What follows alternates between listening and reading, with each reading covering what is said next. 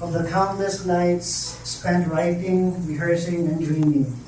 We are reminded of the friendships that were forged in classrooms and tambayans, of the professors who inspired us to think critically, and the community that believed in our music even before we did.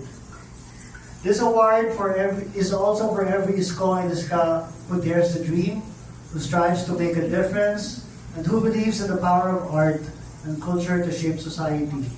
It is for every artist, musician, and creative soul who uses their talent to express truth, challenge norms, and to inspire change. We hope that in our own way, we have been able to contribute to the legacy of excellence, creativity, and service that UP stands for.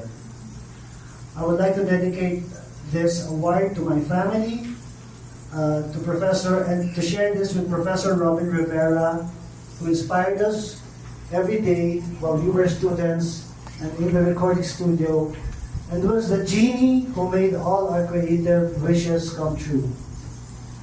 To the University of the Philippines, thank you for giving us the foundation to create, explore, and to challenge the status quo. Thank you for instilling in us the courage to pursue our passions and the responsibility to use our platform for good. Maraming salamat po at mabuhay ang Universidad ng Pilipinas.